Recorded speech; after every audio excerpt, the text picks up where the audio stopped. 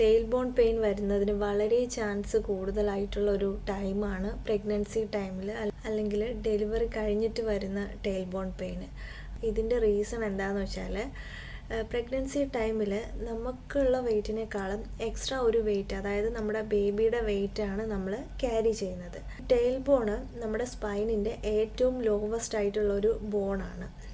അപ്പോൾ നമ്മൾക്ക് extra wait carry ചെയ്യുമ്പോഴത്തേക്കും അത് നമ്മുടെ ബാക്ക് ബോണിന് സ്ട്രെയിനായിട്ട് അങ്ങനെയാണ് ഈ ഒരു പെയിൻ വരുന്നത്.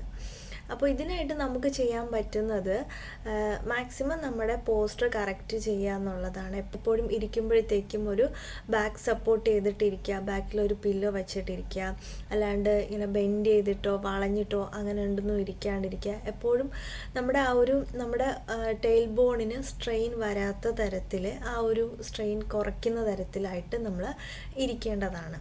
അതുപോലെ ഡോണറ്റ് ഷേപ്പിൽ അല്ലെങ്കിൽ വെഡ്ജ് ഷേപ്പിലായിട്ടുള്ള പില്ലോസൊക്കെ നമുക്കിപ്പോൾ അവൈലബിൾ ആണ്. അത് ഫാർമസിയിൽ കിട്ടുന്നതാണ്, അല്ലെങ്കിൽ ഈ മെഡിക്കൽ അല്ലെങ്കിൽ സർജിക്കൽ ഷോപ്സിലൊക്കെ കിട്ടുന്നതാണ്. അപ്പോൾ അത് നിങ്ങൾക്ക് യൂസ് ചെയ്യാവുന്നതാണ്. അത് നിങ്ങൾക്ക് ട്രാവൽ ചെയ്യുമ്പോഴും നിങ്ങൾക്ക് യൂസ് ചെയ്യാവുന്നതാണ് ഒരു പില്ലോ.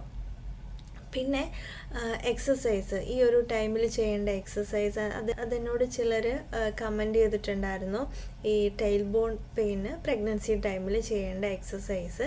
അപ്പോൾ അത് ഞാൻ അതിൻ്റെ ഒരു വീഡിയോ പിന്നെ ചെയ്യുന്നതായിരിക്കും. അപ്പോൾ മെയിനായിട്ട് നിങ്ങളുടെ പോസ്റ്റർ കറക്റ്റ് ചെയ്യാനായിട്ട് നോക്കുക. അപ്പോൾ എല്ലാവർക്കും ഈ വീഡിയോ യൂസ്ഫുൾ ആയിട്ടുണ്ടെന്ന് വിചാരിക്കുന്നു. സബ്സ്ക്രൈബ് ചെയ്തിട്ടില്ലാത്തവർ എൻ്റെ ചാനൽ സബ്സ്ക്രൈബ് ചെയ്യുക. അപ്പോൾ നെക്സ്റ്റ് വീഡിയോയിൽ കാണാം. താങ്ക്